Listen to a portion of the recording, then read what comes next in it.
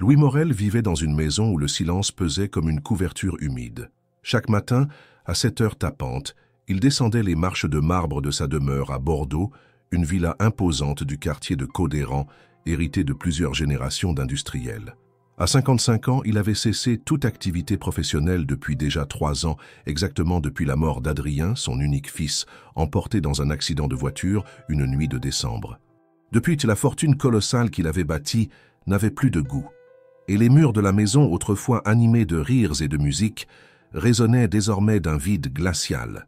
Sa routine était aussi méthodique qu'un métronome. Il prenait son café noir sans sucre, lisait Le Monde, puis préparait une rose blanche dans un petit vase qu'il déposait dans la voiture. Chaque samedi matin, à 10 heures précises, il se rendait au cimetière de la Chartreuse pour rendre visite à Adrien. Le rituel ne variait jamais. Il restait debout devant la tombe une dizaine de minutes, échangeant quelques mots murmurés dans le vent, avant de tourner les talons, toujours le regard droit, la mâchoire serrée. Ce matin-là, alors que les feuilles d'automne tombaient en silence sur les trottoirs de Bordeaux, Louis fit un détour inhabituel. En passant devant une petite boulangerie de la rue Judaïque, il aperçut une silhouette recroquevillée près de l'entrée. Une fillette, probablement âgée de 7 ou 8 ans, portait un manteau trop grand pour elle et des chaussures trouées. Ses cheveux sombres étaient emmêlés et son visage était sale, mais ses yeux, larges et fixes, observaient les passants avec une intensité troublante. Elle ne parlait pas, ne suppliait pas. Elle tendait simplement une main ouverte, presque timidement. Louis s'arrêta. Il fouilla dans sa poche intérieure et en sortit un billet, qu'il tendit sans dire un mot. La fillette leva les yeux vers lui. Ce regard le frappa de plein fouet, non pas par sa détresse, mais par quelque chose d'inexplicablement familier. Il y avait une lumière douce, mais perçante dans ses yeux bruns, une forme de maturité qui ne correspondait pas à son âge. Elle prit le billet avec lenteur, le fixa une seconde de plus, puis baissa les yeux. Louis ne dit rien. Il entra dans la boulangerie, acheta une baguette et ressortit. La fillette avait déjà disparu, comme évaporée. Tout au long de sa visite au cimetière, il n'arrivait pas à chasser cette impression étrange. Il avait vu ce regard quelque part. Il le connaissait, même s'il ne pouvait pas dire d'où. De retour chez lui, il posa la baguette sur la table, s'assit dans son fauteuil préféré et resta longtemps immobile, les doigts croisés sur ses genoux. Le visage de la fillette revenait en boucle dans son esprit. Ce n'était pas de la pitié qu'il avait ressentie, c'était une secousse, une faille dans son armure. Cela ne lui ressemblait pas. Dans son bureau, il ouvrit un album photo qu'il n'avait pas touché depuis des mois, des images d'Adrien, enfant, adolescent, jeune adulte, puis une photo en noir et blanc de lui, Louis, au même âge. Les yeux. Il s'arrêta sur les yeux. Il y avait une ressemblance troublante. Était-ce cela? Une illusion née du chagrin et de la solitude, ou bien un pressentiment plus profond?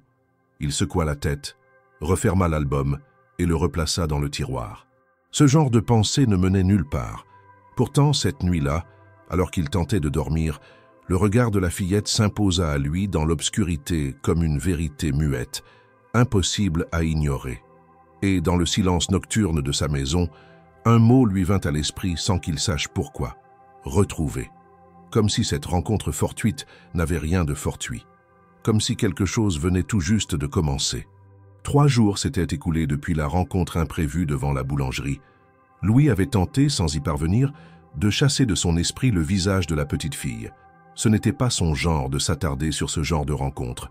Depuis la mort d'Adrien, il avait érigé autour de lui une barrière épaisse, froide, faite de silence et de contrôle. Pourtant, l'image de cet enfant ne cessait de refaire surface, comme une note dissonante dans la mélodie bien réglée de sa solitude. Ce mercredi après-midi, le ciel était bas, chargé de nuages lourds qui menaçaient Bordeaux d'une pluie fine. Louis s'était arrêté dans le centre-ville pour une course administrative sans importance, mais au moment de retourner à sa voiture, il décida, sans trop savoir pourquoi, de traverser la place Gambetta à pied. Les feuilles mortes s'amassaient dans les coins, raclées par les semelles des passants pressés. C'est là, sur un banc en bois écaillé, qu'il la vit de nouveau. Elle était assise seule, les jambes croisées sous elle, concentrée sur un vieux carnet à la couverture cornée. Elle dessinait, non pas comme une enfant gribouillerait, mais avec une minutie silencieuse, presque grave. Ses traits étaient nets, précis. Elle utilisait un crayon à papier à moitié rongé, et sa langue sortait légèrement de sa bouche dans un effort de concentration. Louis s'approcha lentement, intrigué malgré lui. Elle ne leva pas les yeux tout de suite, comme si elle l'avait senti arriver avant même de le voir. « Bonjour », dit-il simplement, les mains dans les poches. Elle leva les yeux, cette fois sans surprise. Elle ne sourit pas, mais ses traits se détendirent légèrement. « Bonjour, monsieur », répondit-elle avec une voix douce mais assurée. Il jeta un œil au dessin. C'était un portrait. Pas celui de lui, ni d'un parent. Juste un visage d'homme, fatigué, inconnu, avec des yeux lourds. Un regard familier. Le cœur de Louis se serra. Il ne savait pas pourquoi cela le touchait autant. « Tu dessines souvent ici ?» demanda-t-il, sans savoir s'il cherchait vraiment une réponse. « Quand j'ai du papier, oui. » Elle referma doucement le carnet et le posa sur ses genoux. Elle portait encore le même manteau trop grand et les chaussures usées, mais il y avait une dignité étrange dans sa posture, comme si elle refusait de se plier complètement à la misère. « Tu as un prénom ?» risqua Louis. « Camille. » Elle le regarda droit dans les yeux. « J'ai 7 ans. » Il hocha la tête, gardant son calme. « Et tu es toute seule ?» Elle haussa les épaules. « Je me débrouille. » Son ton n'était ni agressif ni plaintif, simplement factuel. Louis ressentit une gêne nouvelle. Ce n'était pas de la pitié, mais une forme de malaise qu'il ne reconnaissait pas.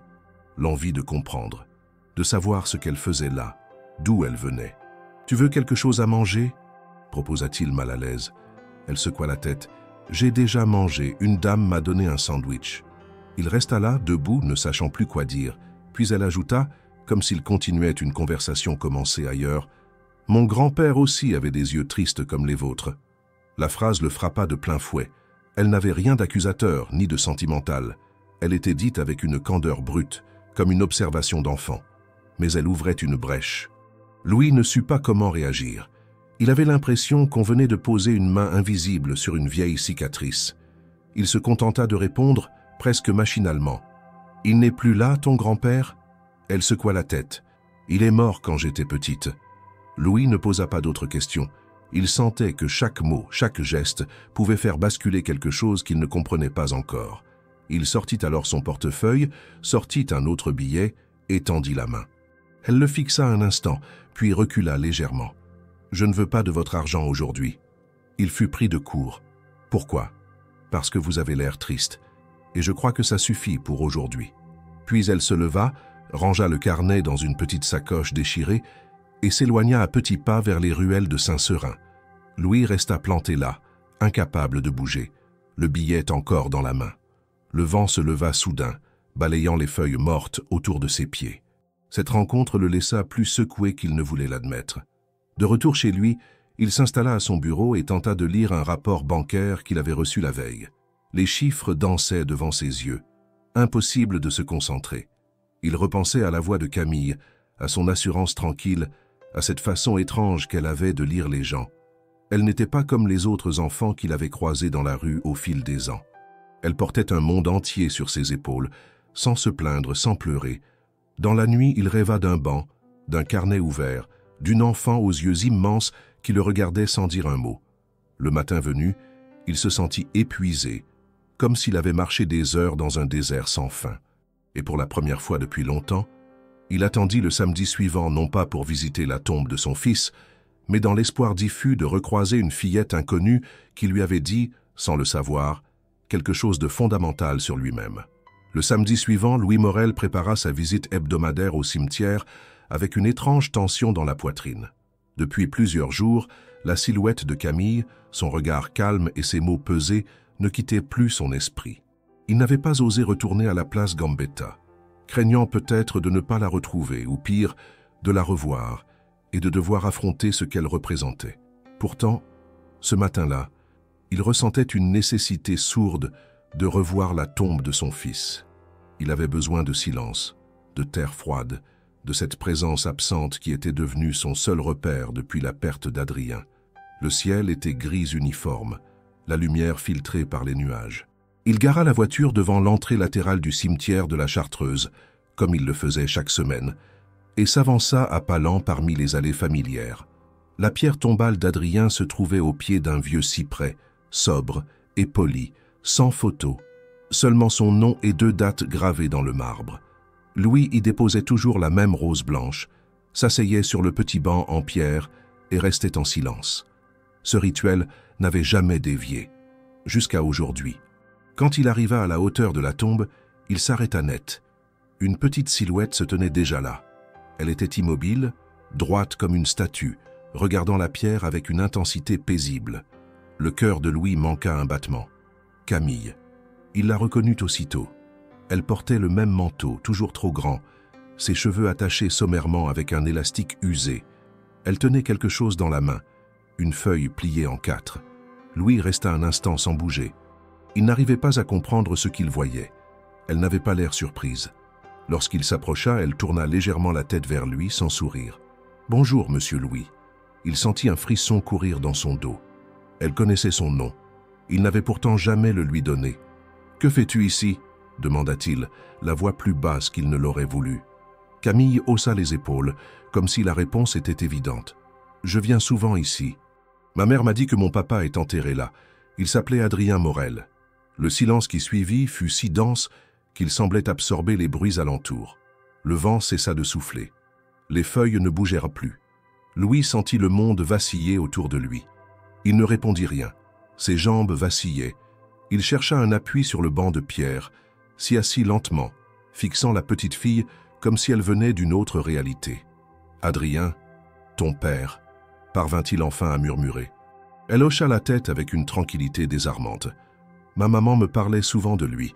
Elle disait qu'il jouait de la guitare et qu'il aimait la pluie. » Louis sentit son estomac se tordre.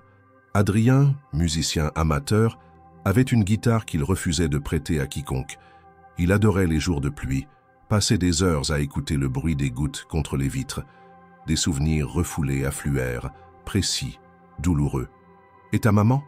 demanda-t-il presque à contre-cœur. Elle s'appelait Sophie Bernard. Elle est morte quand j'avais 5 ans.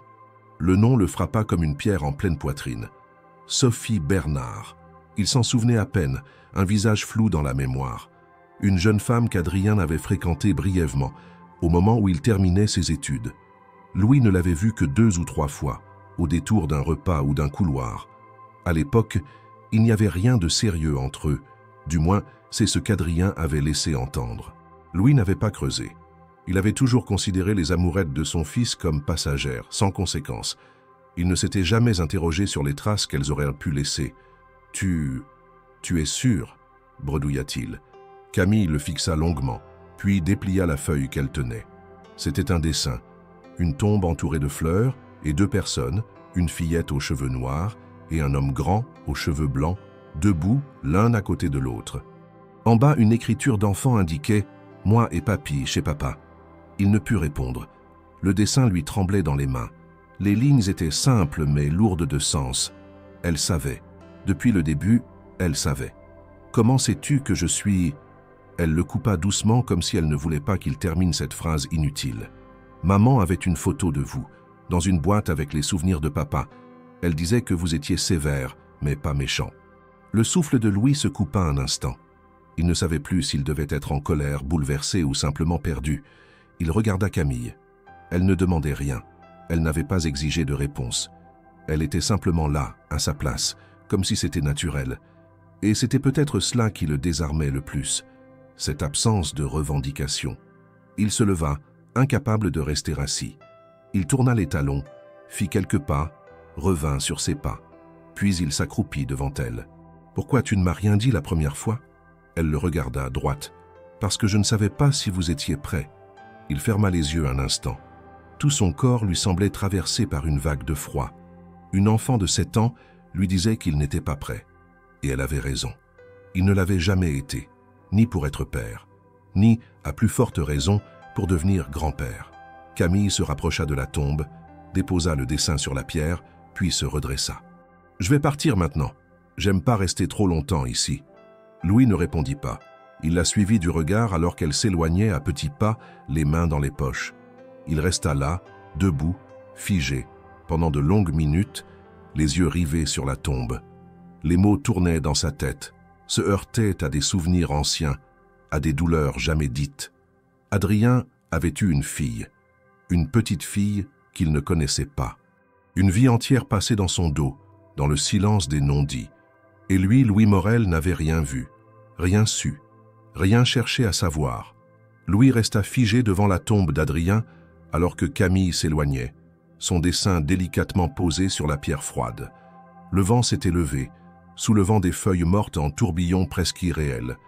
Il n'avait rien dit, rien fait, incapable de quitter ce spectacle d'une enfant seule devant la sépulture de son père. Son cœur battait si fort qu'il lui semblait entendre chaque pulsation dans le silence du cimetière. Il ne pouvait plus nier l'évidence. Adrien avait eu une relation sérieuse, et Camille était le fruit oublié de cette histoire. Une histoire qu'il refusait jusque-là de regarder en face. Il se leva finalement, les jambes raides comme des poutres, et s'agenouilla devant la tombe. Il passa la paume de sa main sur la pierre, comme s'il en cherchait un signe, une explication, une trace qui réparerait le temps perdu. Mais tout était immobile, muet, irréparable. Il se redressa et son regard se posa une dernière fois sur le dessin. Les deux figures, l'enfant et l'homme, lui parlèrent d'un lien qu'il n'avait pas accepté de voir. Il se dit qu'il devait comprendre, rattraper le temps, affronter la vérité, aussi douloureuse soit-elle. Il quitta le cimetière sans savoir où aller. Le dessin pressé contre son cœur comme une promesse ou une accusation.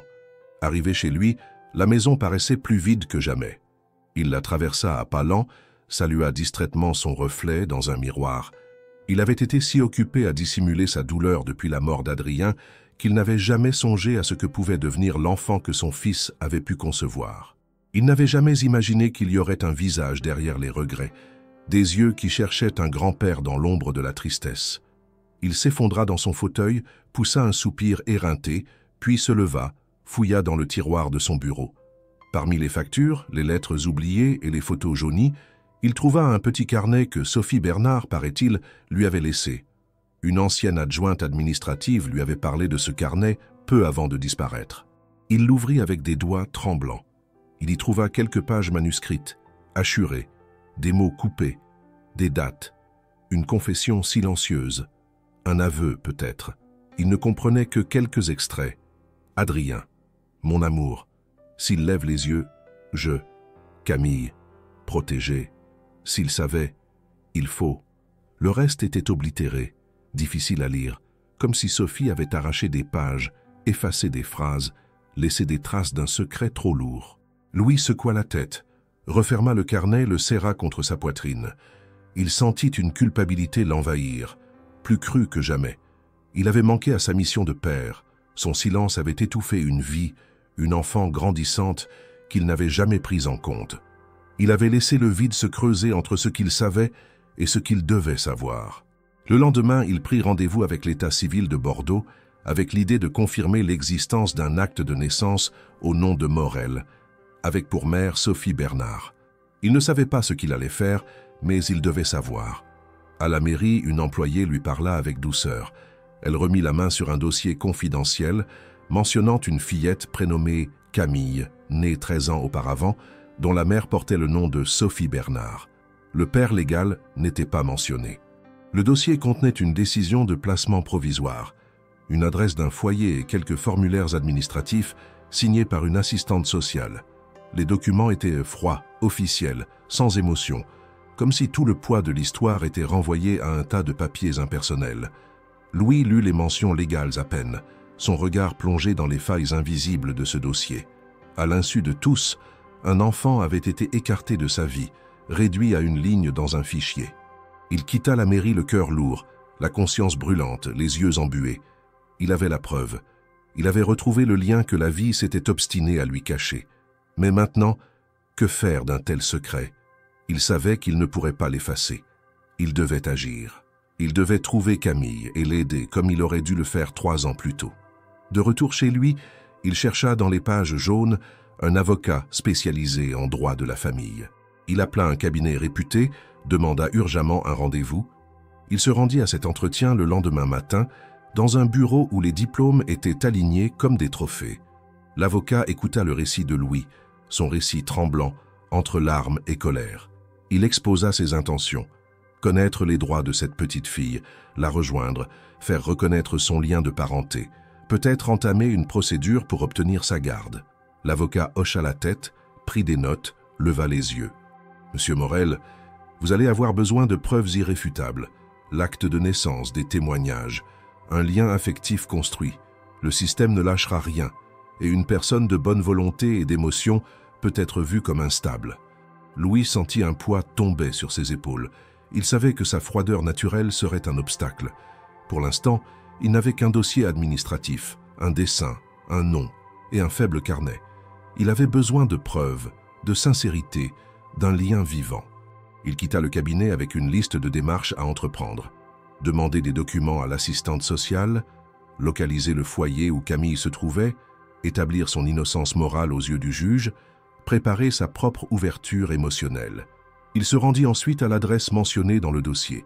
C'était un foyer temporaire, autrefois un logement social, devenu centre d'accueil pour mineurs en situation fragile. Il se posta devant le portail, observa quelques enfants jouant dans la cour. Il ressentit une étrangère mélancolie, perturbé par l'idée qu'il fallait qu'il soit celui qui entrait désormais dans ce lieu. Il frappa à la porte, expliqua sa mission, mais on lui refusa l'accès sans autorisation.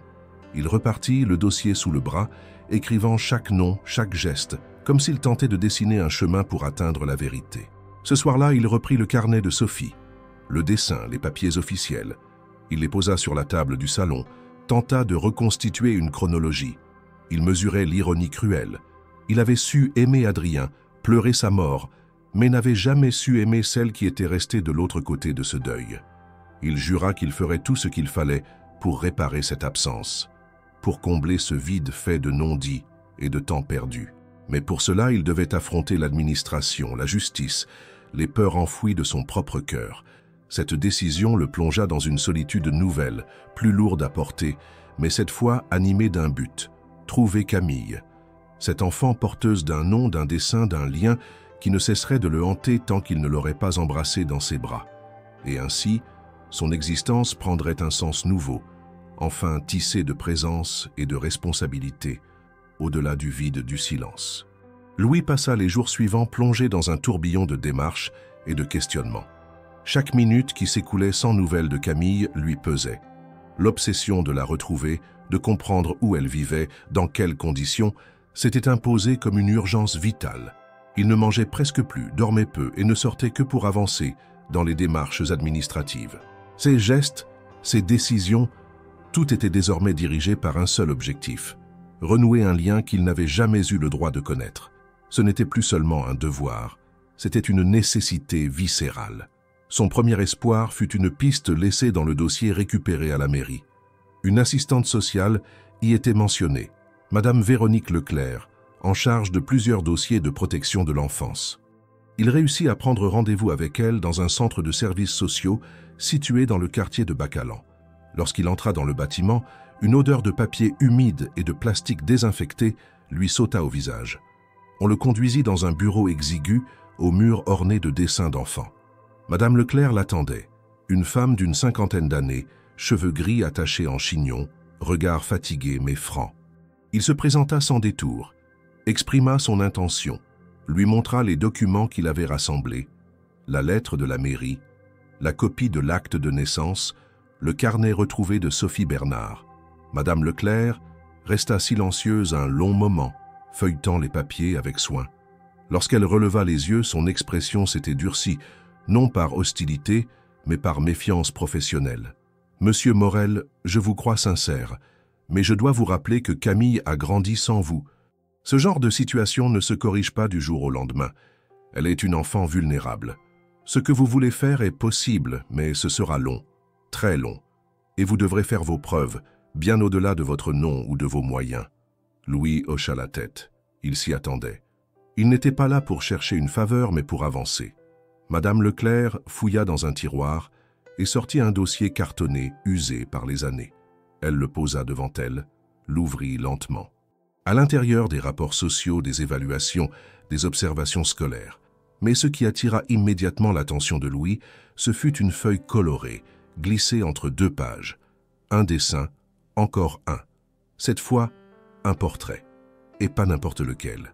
Il reconnut immédiatement son propre visage, stylisé par une main d'enfant, mais identifiable sans doute possible. En bas, écrit au feutre rouge, Papy Louis. Il sentit sa gorge se nouer. Ce n'était pas une interprétation, pas un fruit du hasard. Camille l'avait dessiné. Elle savait exactement qui il était, même sans jamais avoir vécu avec lui.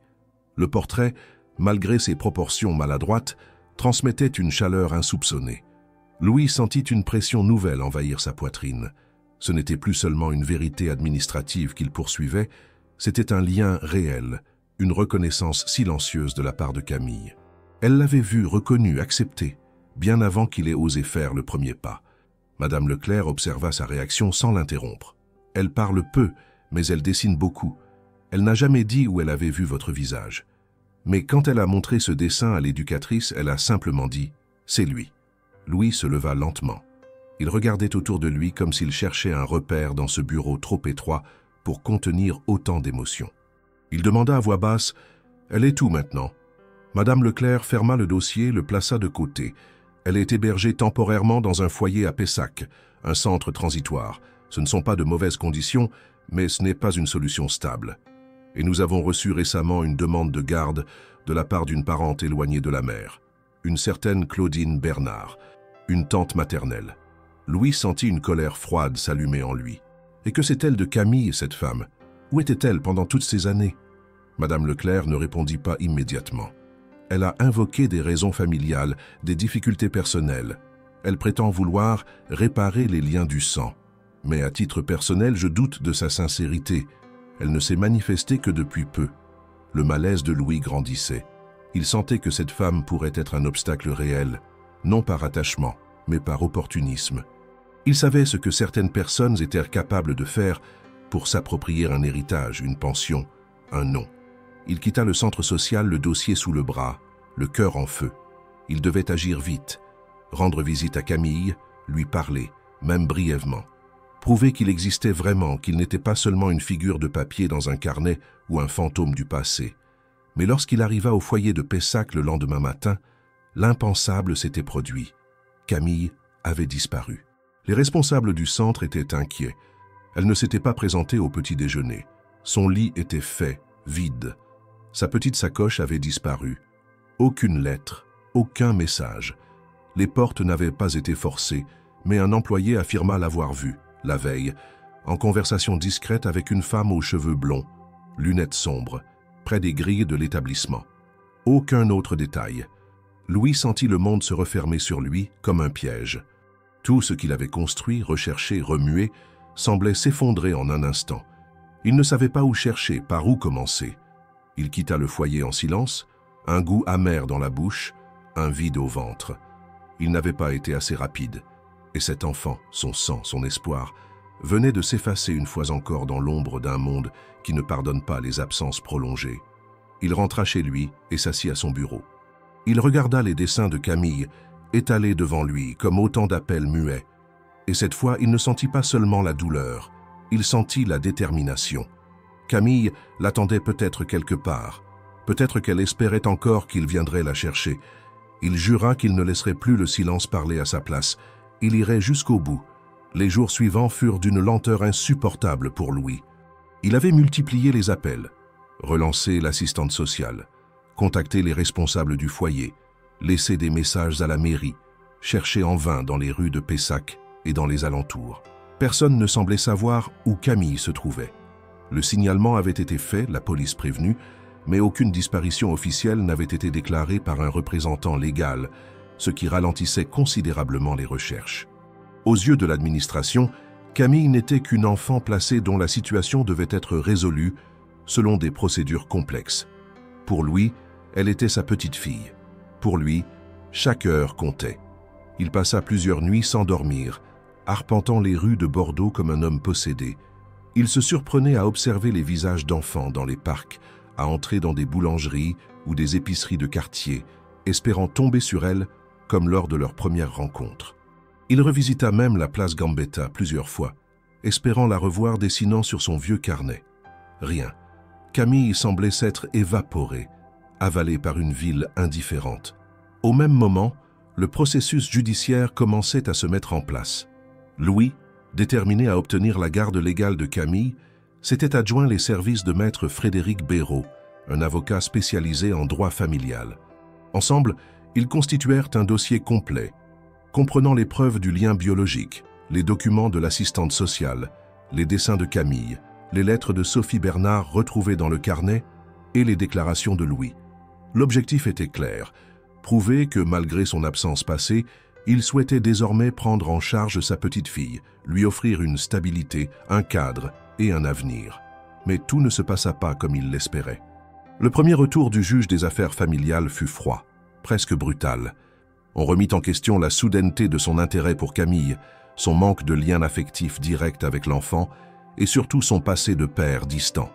Des expertises psychologiques furent exigées, des visites à domicile furent programmées. Louis fut sommé de prouver qu'il n'agissait pas sous le coup de l'émotion ou de la culpabilité. Le système ne faisait pas confiance à la rédemption tardive. Il voulait des preuves concrètes de stabilité, d'engagement et surtout de constance. Parallèlement à ces obstacles institutionnels, un autre adversaire se manifesta, Claudine Bernard, la tante maternelle de Camille. Cette femme, qu'il n'avait jamais rencontrée auparavant, fit irruption dans le dossier avec une demande officielle de garde partagée. Elle affirmait avoir connu Camille dès sa naissance, avoir été empêchée de la voir à cause de circonstances familiales tendues et voulait désormais lui offrir un foyer chaleureux. En réalité, Louis apprit par l'avocat que Claudine vivait dans une maison délabrée en périphérie d'un village du Lot-et-Garonne, qu'elle dépendait d'allocations sociales et qu'elle avait déjà perdu la garde de ses 2 propres enfants une décennie plus tôt pour négligence et maltraitance présumée. Maître Béraud entreprit de rassembler des preuves contre elle. Il interrogea d'anciens voisins, contacta les archives sociales du département, récupéra des dossiers judiciaires anciens, tous indiquant que Claudine Bernard n'avait jamais cherché à entrer en contact avec Camille avant que l'héritage potentiel du nom Morel ne devienne connu. Mais malgré ces éléments, le système restait prudent. Le nom Morel, aussi prestigieux soit-il à Bordeaux, ne suffisait pas à inverser la charge de la preuve. Louis allait devoir prouver, non seulement qu'il était apte, mais aussi que l'autre candidate ne l'était pas. Pendant ce temps, l'enquête sur la disparition de Camille restait au point mort. Aucun témoin ne se manifestait. La description de la femme blonde aperçue aux abords du foyer correspondait en partie à Claudine Bernard, mais sans photo ni preuve directe, l'hypothèse ne suffisait pas pour lancer une enquête plus poussée. Louis sentit l'impuissance le ronger. Il avait les moyens, la volonté, mais chaque institution à laquelle il s'adressait lui répondait avec une forme de neutralité procédurale qui le désespérait. Il commençait à comprendre ce que vivaient tant de familles brisées par les lenteurs du système, ce gouffre entre la volonté personnelle et les barrières administratives. Il décida de prendre les choses en main. Lors d'une réunion tendue avec l'avocat, il insista pour qu'ils essaient de localiser Claudine Bernard par leurs propres moyens. Un détective privé fut engagé, un ancien gendarme reconverti, discret, méthodique. En moins de 48 heures, il retrouva la trace de Claudine dans un hameau isolé près de Marmande. Il se rendit sur place, observa la maison de loin et parvint à photographier une fillette sortant en compagnie d'une femme blonde, au physique et à l'allure de Claudine. L'enfant, bien que vu de dos, portait une sacoche usée similaire à celle que Camille utilisait. La photo fut transmise à Louis. Lorsqu'il l'ouvrit sur son ordinateur, son cœur s'arrêta. C'était elle. Il en était certain. Il ordonna immédiatement au détective de ne pas intervenir, mais de continuer à surveiller les lieux. Il transmit la photo à Maître Béraud qui, à son tour, l'ajouta au dossier judiciaire avec une requête urgente. Le juge, confronté à cette nouvelle information, accepta d'ouvrir une audience exceptionnelle. Mais une fois encore, le système se montra prudent. On ne pouvait pas ordonner un retrait immédiat sans vérification approfondie. Une évaluation sur site fut planifiée et le processus promettait d'être long. Pour Louis, l'attente était devenue insupportable. Il avait la preuve, il avait la détermination, mais il était prisonnier de délais, de règles, de prudence excessive. Chaque jour passé loin de Camille lui semblait une trahison supplémentaire. Il passait ses soirées à relire les lettres de Sophie, à regarder les dessins de Camille, à marcher dans les pièces de sa maison silencieuse en se demandant ce qu'il aurait pu faire différemment. Un soir, alors qu'il s'apprêtait à aller se coucher, il entendit son téléphone vibrer. C'était un message du détective. Elle avait été emmenée en voiture ce soir. Même femme. Direction inconnue. Louis sentit une nouvelle peur l'envahir. Camille était déplacée, de nouveau. Et cette fois, il ne savait même plus si elle serait retrouvée. Louis ne dormait plus.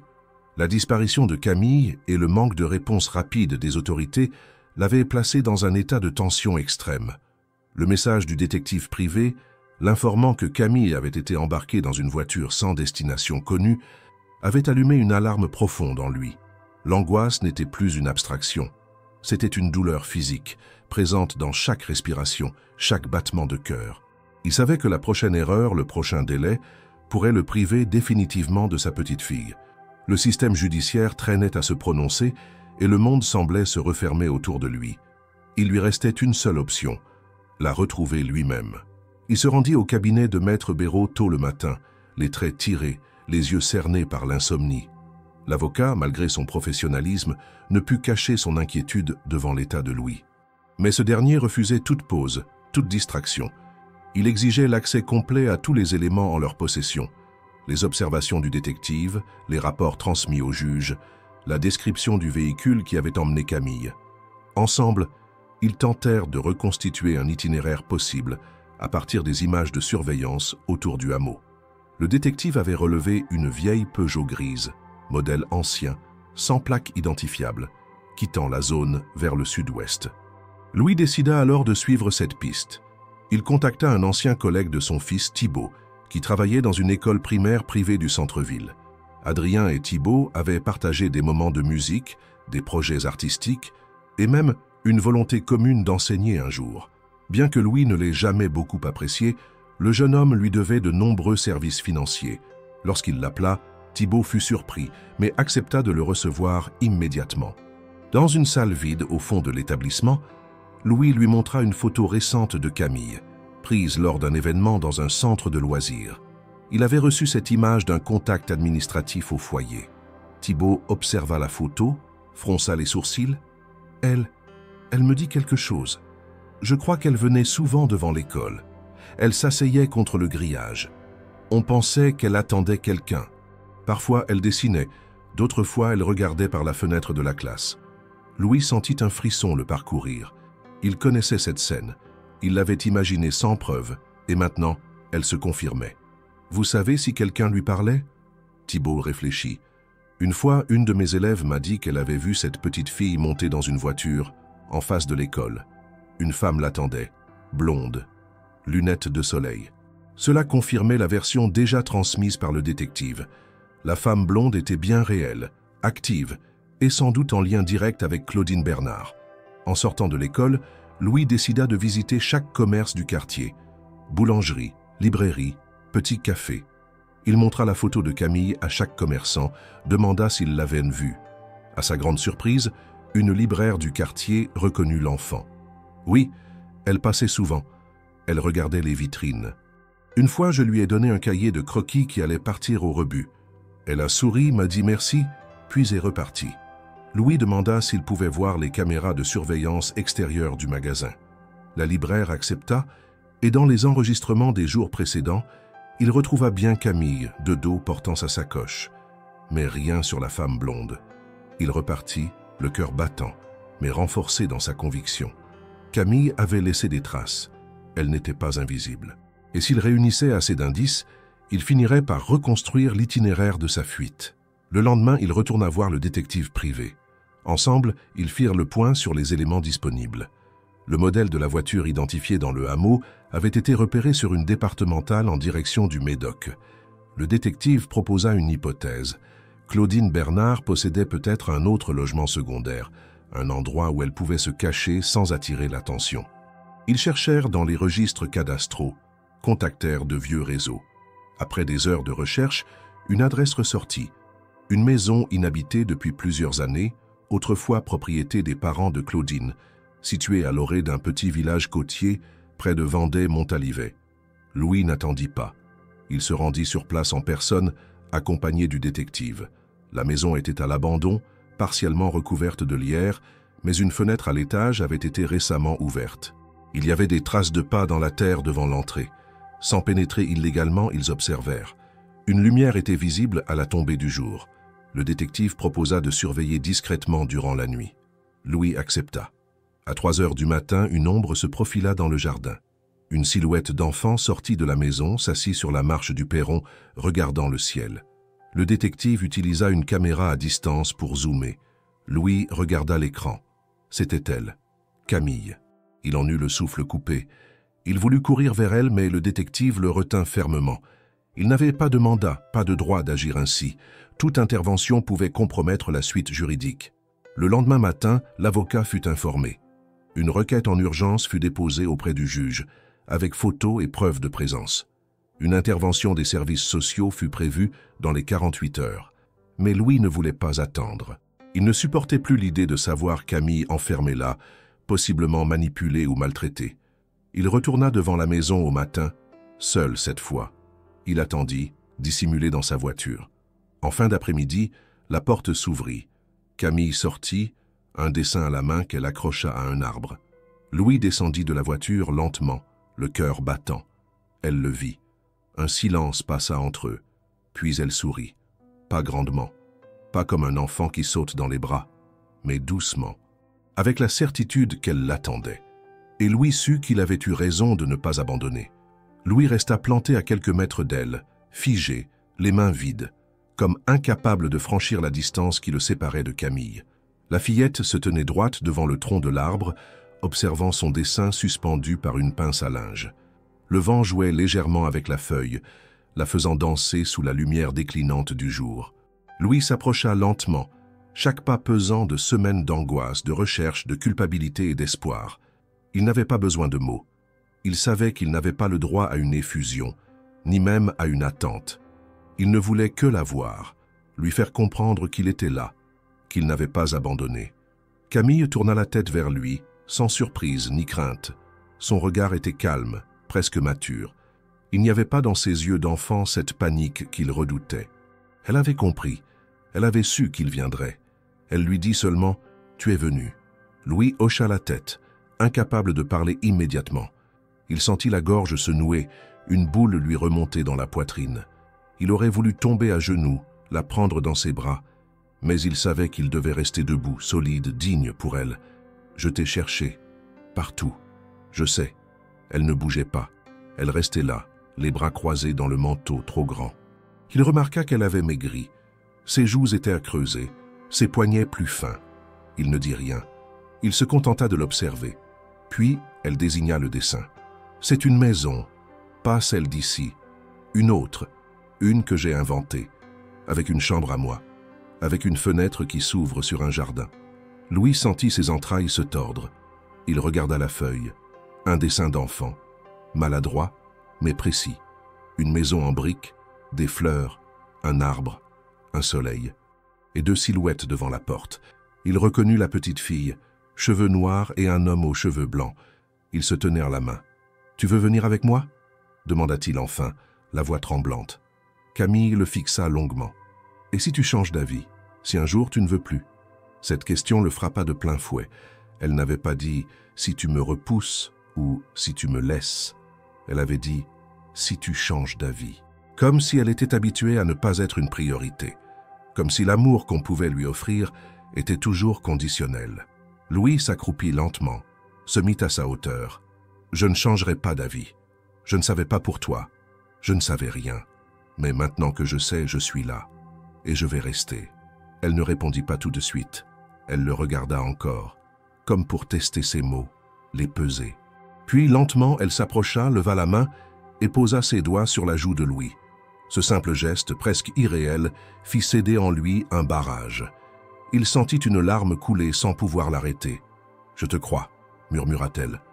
Ils restèrent ainsi un moment figés dans cet instant fragile. Le vent soufflait à peine, le ciel prenait une teinte rosée. Puis, Camille tourna la tête vers la maison derrière eux. « Claudine n'est pas méchante, mais elle ne sait pas aimer. Elle me dit que je lui coûte de l'argent. Elle crie parfois. Elle a peur que tu m'emmènes. » Louis serra les poings. Il n'était pas surpris, mais entendre cela de la bouche de Camille renforçait son urgence intérieure. « Tu veux partir maintenant ?» Camille hocha la tête. « Je veux partir avec toi. » Louis ne réfléchit pas. Il prit son téléphone, appela le détective, lui dit de prévenir Maître Béraud immédiatement. Une intervention officielle allait être déclenchée. Pendant ce temps, Il conduisit Camille jusqu'à sa voiture, garée à quelques mètres. Il ouvrit la portière, installa la fillette doucement, attacha la ceinture de sécurité, comme s'il avait toujours su le faire. Le geste était simple, mais pour lui, c'était une victoire immense. Ils roulèrent en silence. Camille regardait par la fenêtre, la tête appuyée contre la vitre. Louis, de son côté, gardait une main crispée sur le volant, l'autre posée sur sa cuisse dans une tentative vaine de calmer son cœur. Arrivé à Bordeaux, il ne l'emmena pas directement à la maison. Sur les conseils de Maître Béraud, ils firent d'abord un détour par les services sociaux pour signaler la présence de Camille, éviter toute accusation d'enlèvement. L'assistante sociale de permanence, une jeune femme compréhensive, les accueillit sans hostilité. Elle constata l'état de la fillette, prit note de son témoignage. Elle interrogea Camille avec douceur, puis conclut que, compte tenu des éléments fournis, l'enfant serait temporairement confié à Louis, sous surveillance administrative, le temps que la procédure judiciaire suive son cours. Quand ils arrivèrent enfin à la maison, la nuit était tombée. Louis ouvrit la porte, alluma les lumières. L'odeur familière du bois ancien, du cuir et de la pierre accueillit Camille. Elle entra lentement, observant les lieux. Il n'y avait rien d'enfantin dans cette maison. Tout respirait le silence, la rigueur, la solitude. Pourtant, Camille ne sembla pas effrayée. Elle avança dans le couloir, ouvrit une porte au hasard, tomba sur le bureau de Louis. « C'est ici que tu travailles ?»« Oui. » Elle s'approcha du bureau, s'arrêta devant un cadre posé à côté d'une lampe. C'était une photo d'Adrien, à 18 ans. Elle l'observa longuement. Il te ressemblait. Louis sentit sa gorge se nouer. Il aurait été fier de toi.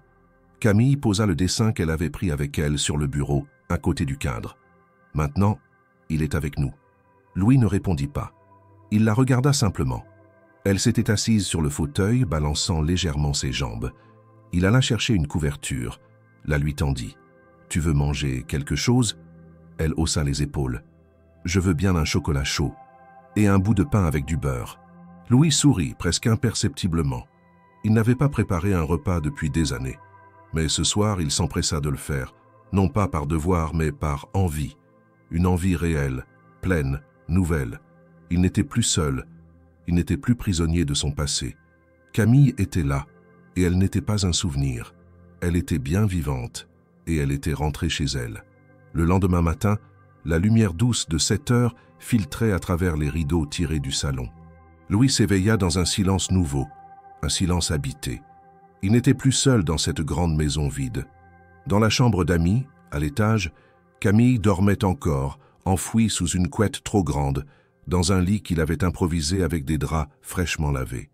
Cette vision, même en son absence, réchauffait une partie de lui qu'il pensait morte depuis la perte d'Adrien. Pourtant, au cœur de cette paix inattendue, planait une tension sourde.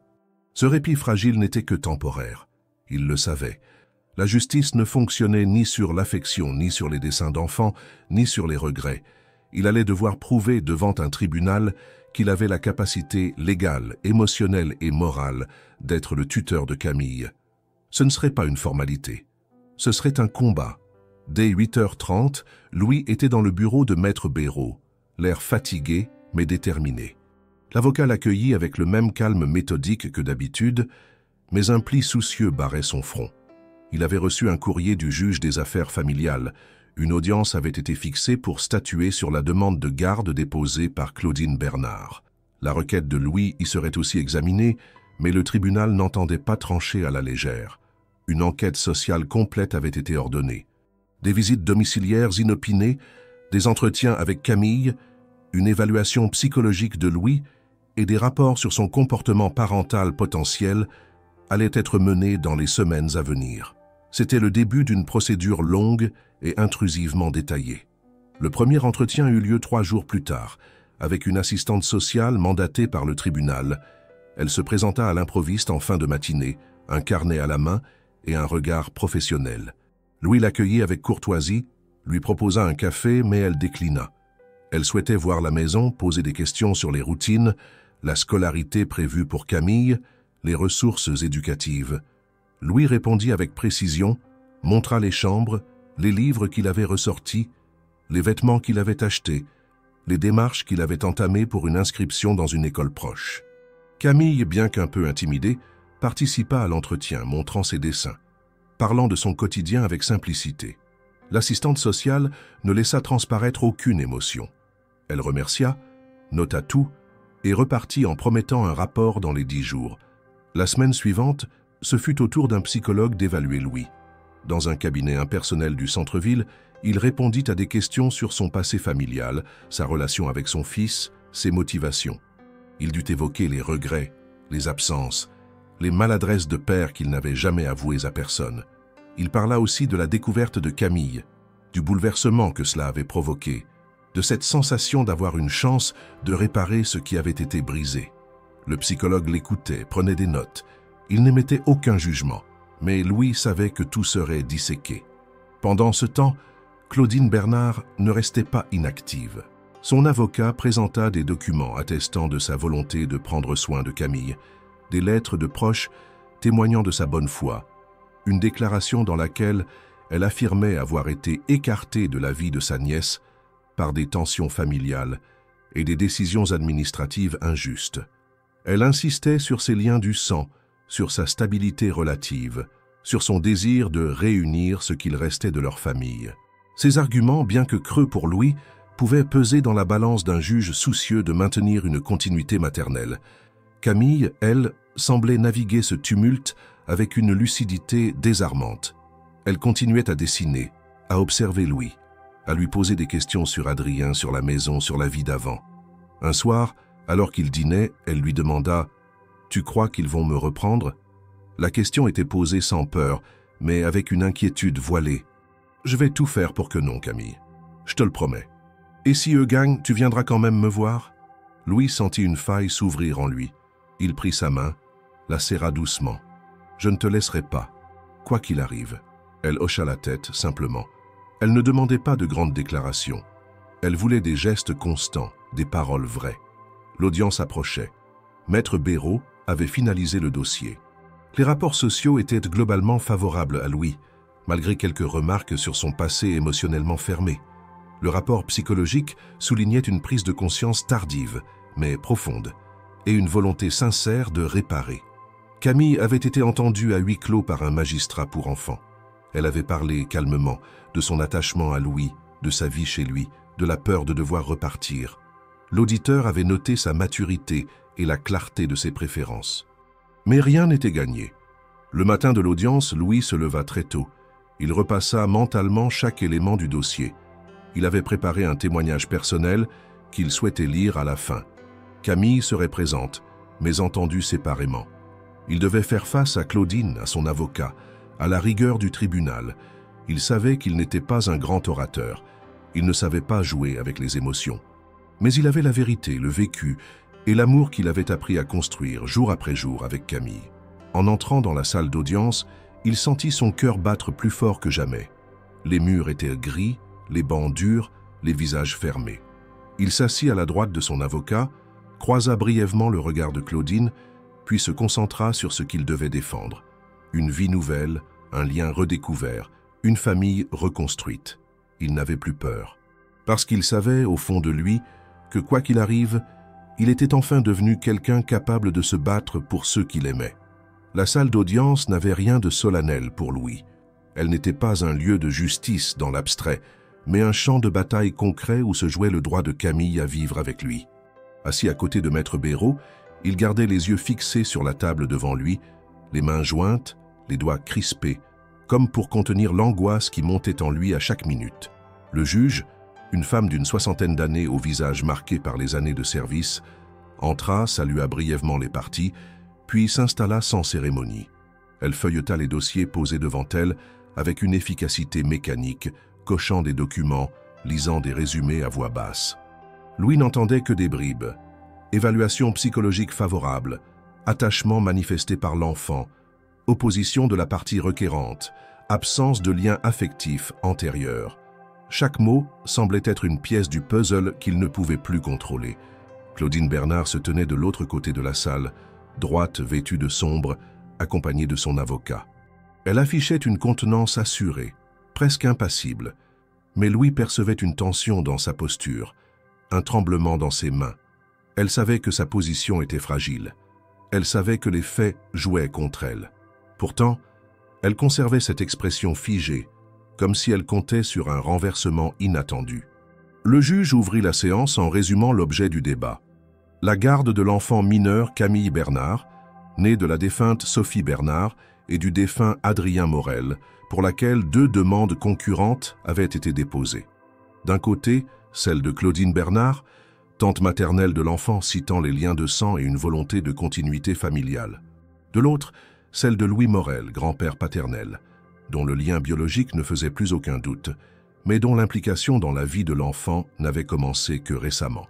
La magistrate annonça qu'elle entendrait successivement les parties, puis éventuellement l'enfant elle-même si elle le souhaitait. Maître Béraud prit la parole. Il présenta calmement le parcours de Louis, les éléments probants du dossier, la relation établie avec Camille, les rapports positifs, le refus de Claudine Bernard de coopérer pleinement avec les services sociaux, les témoignages évoquant des conditions de vie précaires et un comportement potentiellement nuisible pour l'enfant. Il termina son intervention en insistant sur le bien-être manifeste de Camille depuis qu'elle vivait chez son grand-père, la stabilité émotionnelle qu'elle semblait y trouver et la volonté ferme de Louis de réparer son absence passée. L'avocat de Claudine rétorqua par une défense fondée sur la continuité familiale, dénonçant ce qu'il qualifiait d'attachement récent, motivé par la culpabilité plus que par la constance. Il insista sur l'âge de Louis, sur le choc émotionnel que pourrait représenter un nouveau changement pour Camille, sur le lien qu'elle aurait prétendument conservé avec sa tante. Claudine elle-même fut invitée à s'exprimer. Elle évoqua sa sœur Sophie, son amour pour cet enfant, la promesse faite avant sa mort de veiller sur elle, bien que ses propos restassent vagues. Louis écoutait sans broncher. Il savait qu'aucun mot ne pouvait effacer les absences, ni les erreurs, mais il espérait que la vérité des faits et la sincérité des gestes suffiraient. Puis, le juge demanda si Camille acceptait de s'exprimer. Un silence tomba dans la salle. Maître Béraud consulta Louis du regard, puis fit un signe discret à l'assistante sociale présente dans le fond de la salle. Quelques minutes plus tard, Camille entra. Elle portait une robe bleue claire, ses cheveux noués en queue de cheval. Elle semblait sérieuse, mais pas intimidée.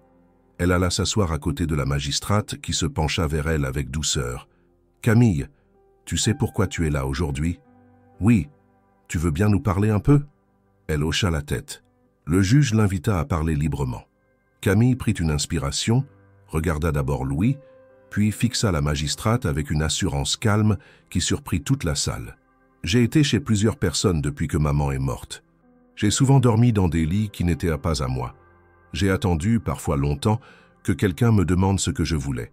Personne ne m'a jamais demandé. Jusqu'à ce que je revoie papy. » Elle marqua une pause. Il ne m'a pas promis des choses.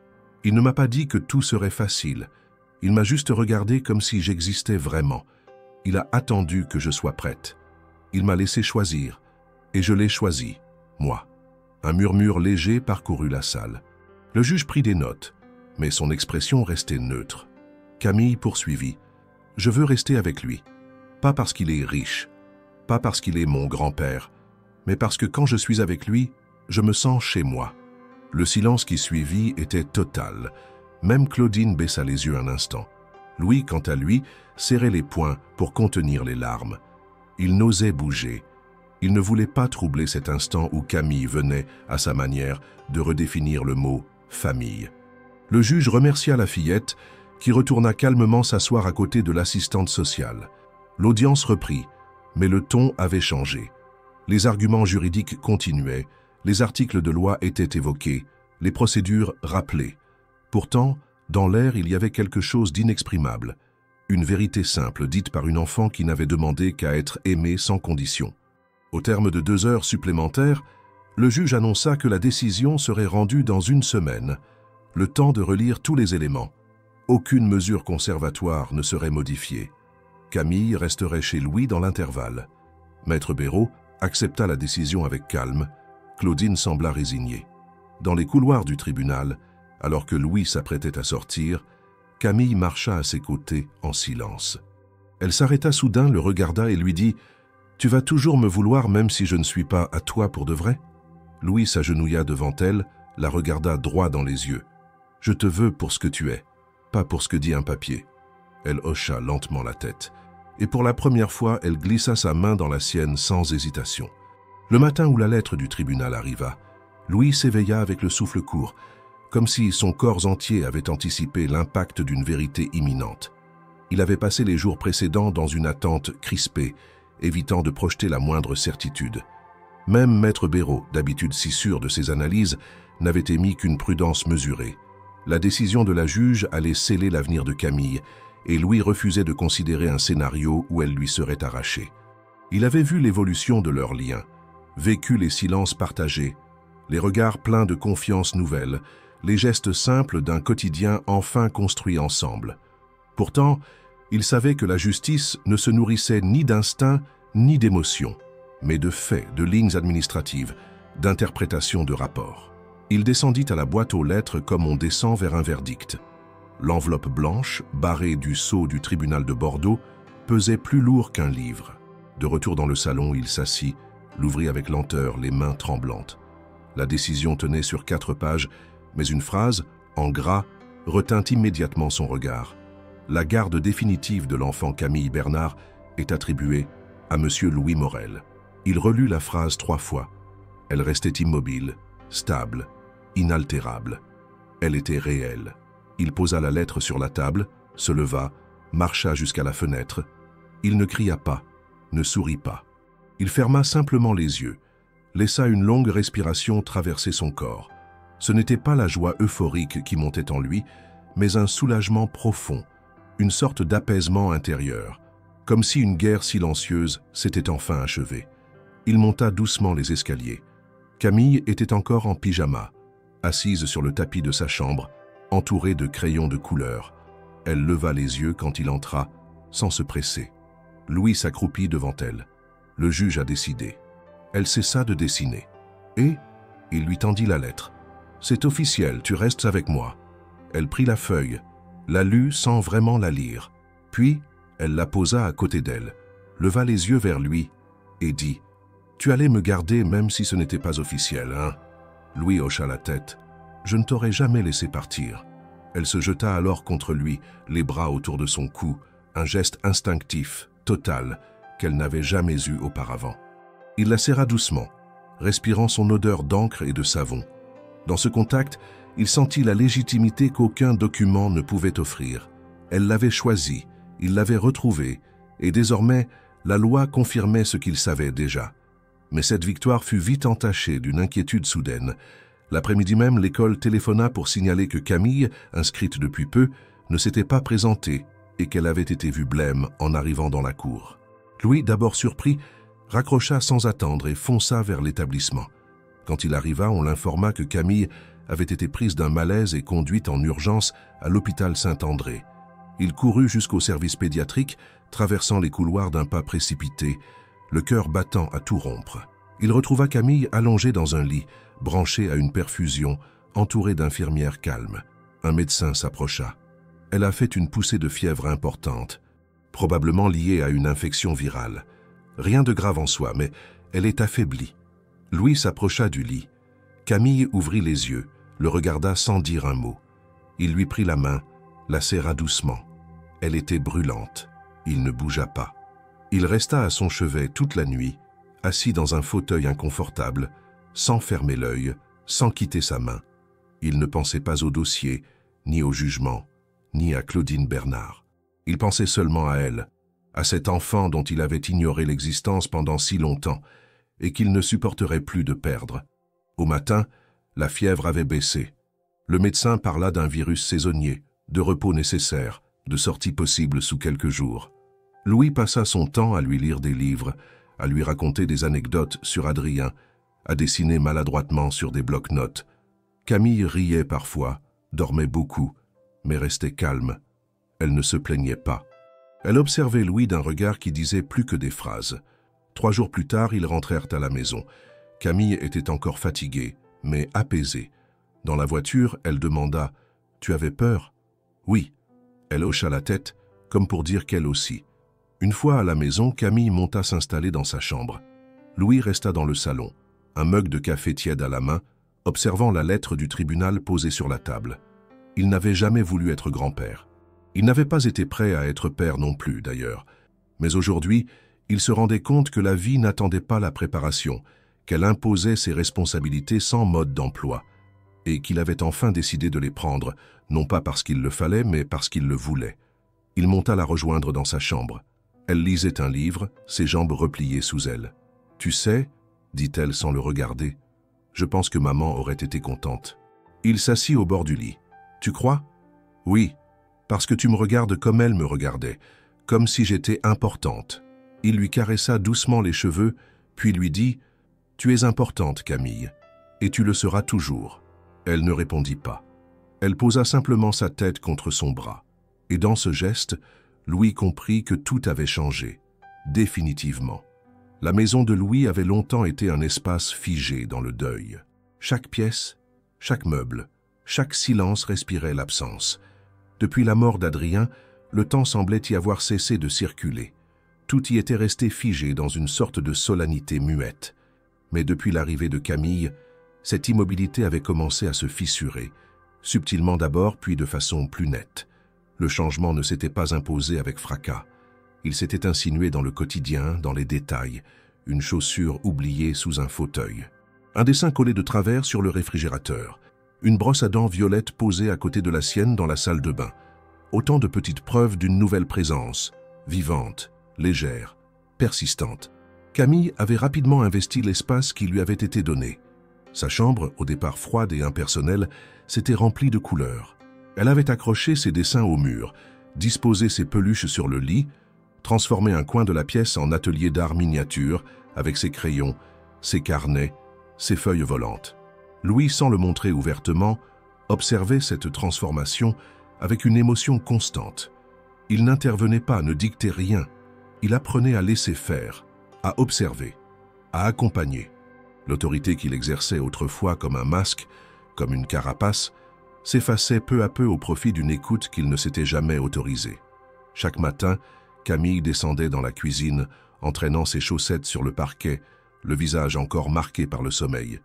Louis avait pris l'habitude de préparer le petit déjeuner. Un bol de chocolat chaud, des tartines avec trop de beurre, parfois un œuf dur. Elle mangeait lentement, en silence, puis posait des questions.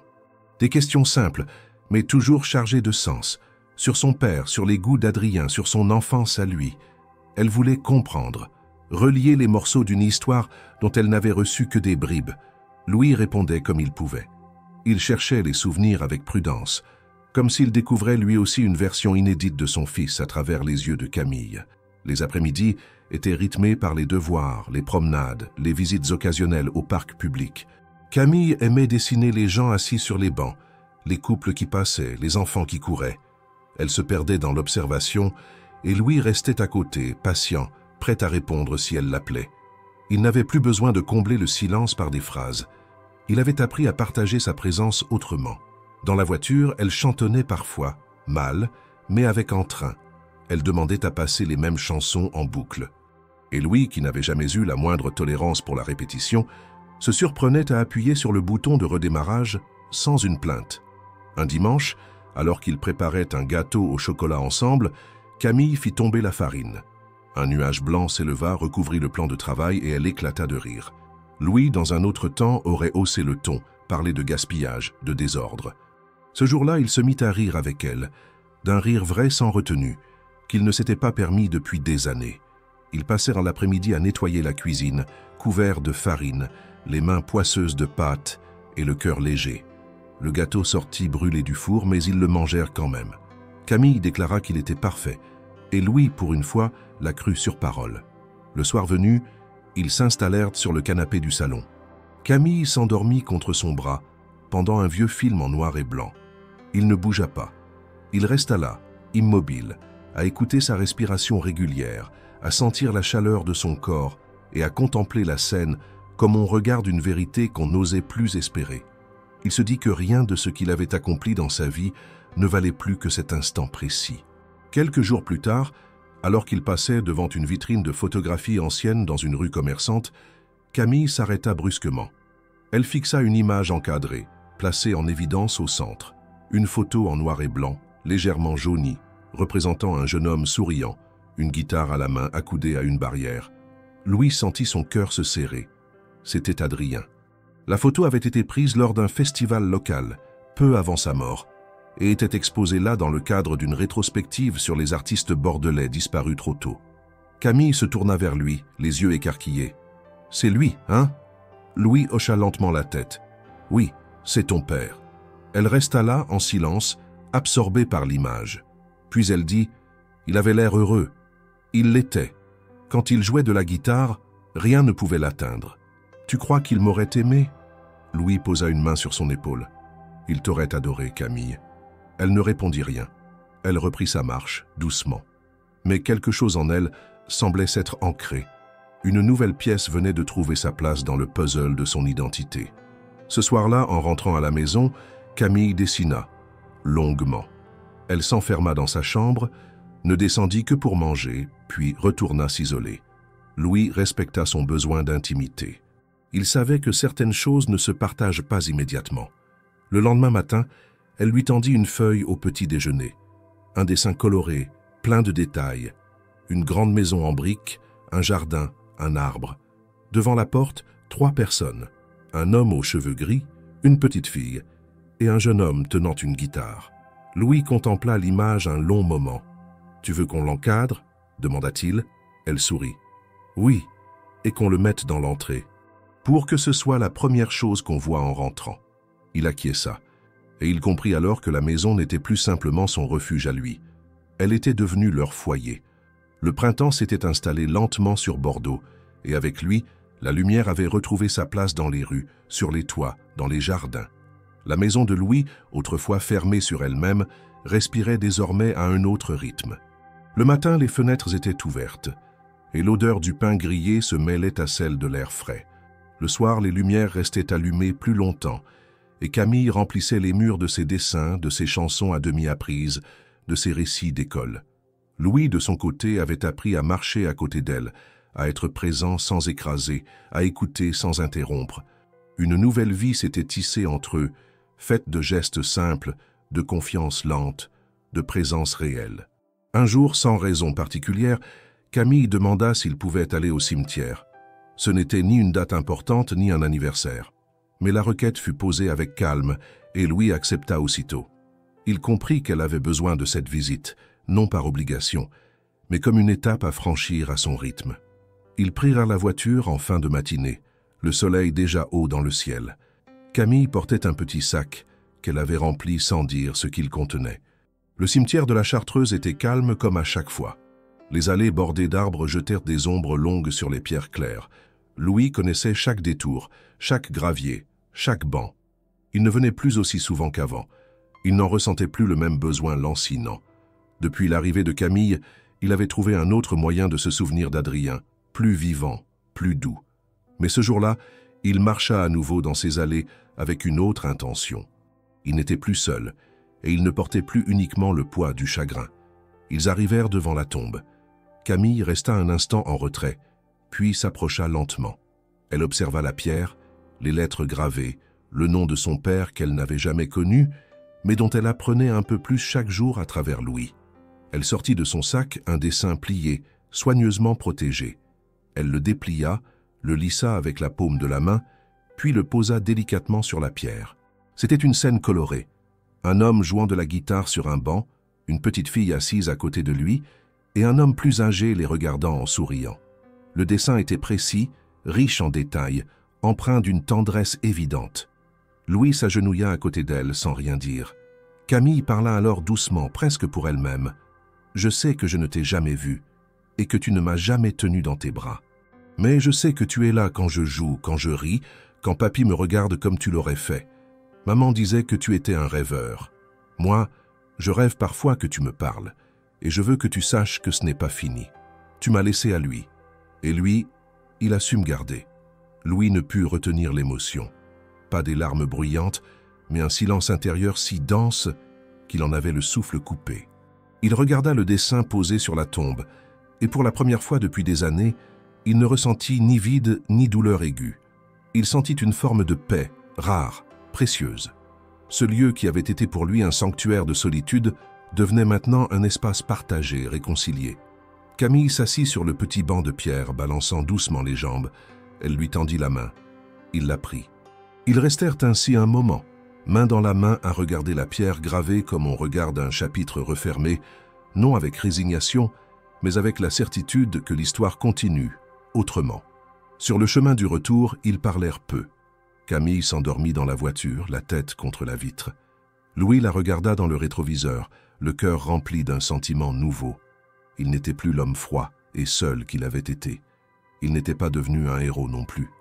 Mais il était devenu quelque chose d'essentiel, présent, capable d'aimer, capable d'accueillir.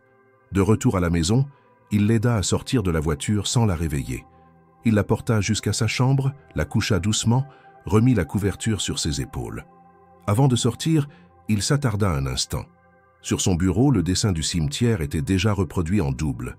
Camille préparait sans doute une version encadrée. Il se dit qu'il lui construirait une vraie boîte à souvenirs.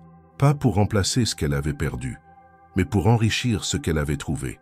Ce soir-là, Louis s'assit sur la terrasse, un livre ouvert sur les genoux, mais qu'il ne lut pas. Il regardait le jardin, les lumières de la ville au loin, et pensait à Adrien.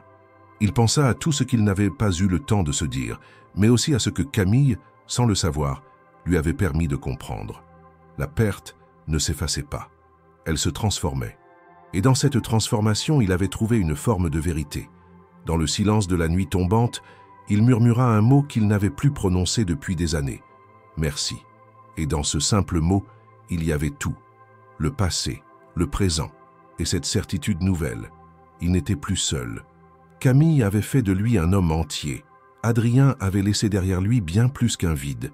Il avait laissé une trace, une vie, une mission, une famille.